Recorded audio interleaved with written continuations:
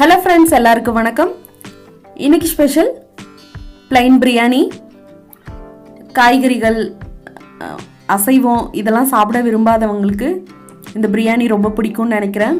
இது கூட தயிர் பச்சடி, வெஜிடபிள் சாலட், அப்புறம் முட்டையோடு சேர்த்து சாப்பிடும்போது ரொம்ப சூப்பராக இருக்கும்.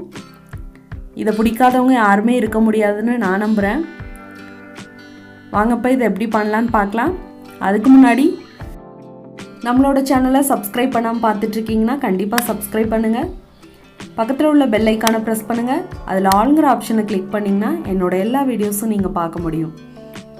வாங்கப்போ இதை எப்படி பண்ணலான்னு பார்க்கலாம்.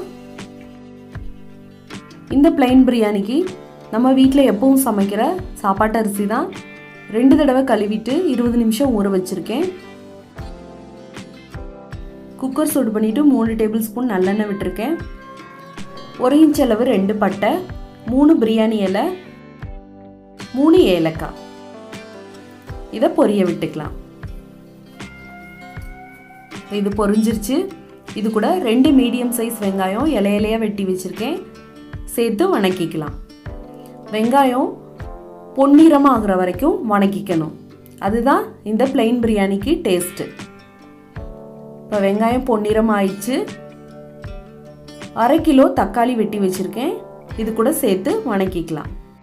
இந்த பிரியாணியில் நம்ம வேறு எதுவுமே சேர்க்காதனால இந்த தக்காளியோட டேஸ்ட்டு தான் பிரியாணியோட டேஸ்ட்டை தூக்கி கொடுக்கக்கூடியது. இப்போ இது கூட 1 டேபிள் ஸ்பூன் வெறும் மிளகாய் பொடி சேர்த்து வணக்கிக்கலாம். அதுபோல் காரத்துக்கு உங்களோட அளவு எவ்வளவோ சேர்த்துக்கோங்க. இப்போ 2 டேபிள் ஸ்பூன் அளவு இஞ்சி பூண்டு விழுது சேர்த்து வணக்கிக்கலாம். நல்லா எண்ணெய் பிரிஞ்சு வர்ற வரைக்கும் வணக்கிக்கோங்க. இப்போ 1 கைப்பிடி அளவு புதினா, 1 கைப்பிடி அளவு கொத்தமல்லி, 4 பச்சை மிளகாய் இதை சேர்த்து நல்லா வணக்கிக்கலாம். வாசனை கமகமன்னு இருக்கு. இந்த புதினா கொத்தமல்லி இதுதான் பிரியாணிக்கு ஹைலைட்டே. இப்போ வணங்கிருச்சு. இது கூட நான் கொதிக்க வச்ச தண்ணியை சேர்க்குறேன். எதுக்காகனா சாப்பாடு சீக்கிரம் ஆகிறதுக்காக. 1 கப் அரிசிக்கு 2.5 கப் தண்ணி நான் விட்டுருக்கேன். இது சாதாரண வீட்டில் செய்யக்கூடிய சாப்பாட்டு அரிசி. இப்போ தண்ணி கொதி பிடிச்சிருச்சு. நம்ம கொதிச்ச தண்ணி ஊற்றுறதுனால சீக்கிரமாக கொதி பிடிச்சிருச்சு. இப்போ இந்த பிரியாணிக்கு தேவையான உப்பு சேர்த்துக்கலாம். உப்பு சேர்த்துட்டு நான் 1 பட்டை, 2 ஏலக்காய், 2 கிராம்பு நுணுக்கி வச்சுருக்கேன், அதையும் இது கூட சேர்த்துக்கலாம். இப்போ நம்ம ஊற வச்ச அரிசியை இதில் சேர்த்துடலாம். சேர்த்துட்டு நல்லா கலந்து விட்டுக்கலாம்.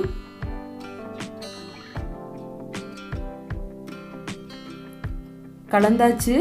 இது கூட 2 டேபிள் ஸ்பூன் தயிர் சேர்த்துக்கிறேன். நீங்கள் வேணும்னா லெமன் ஜூஸ் சேர்த்துக்கலாம். 1/2 லெமன் அளவு ஜூஸ் சேர்த்துக்கலாம்.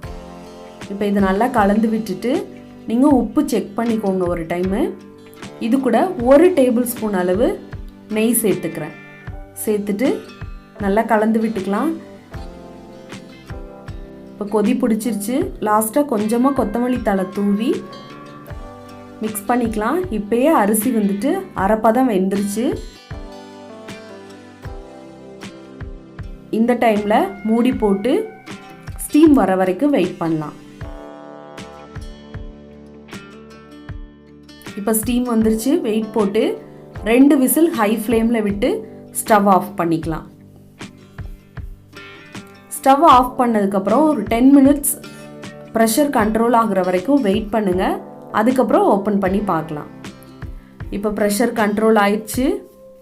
நம்ம ஓப்பன் பண்ணி பார்த்துடலாம். நம்மளோட பிளைன் பிரியாணி கமகமன்னு சூப்பராக ரெடி ஆயிடுச்சு. பாருங்கள், உதிரி உதிரியாக சூப்பராக வந்திருக்கு. நான் சொன்ன தண்ணி அளவு நீங்கள் சேர்த்திங்கன்னா இந்த பதம் உங்களுக்கும் கிடைக்கும். என்னோட இந்த ரெசிபி உங்களுக்கு பிடிச்சிருந்தது அப்படின்னா லைக் பண்ணுங்கள், ஷேர் பண்ணுங்கள், கமெண்ட் பண்ணுங்கள். மறக்காமல் என்னோட சேனலை சப்ஸ்கிரைப் பண்ணுங்கள். இன்னொரு இன்ட்ரெஸ்டிங்கான ரெசிபியோடு நான் உங்களை மறுபடியும் சந்திக்கிறேன். Thank you friends.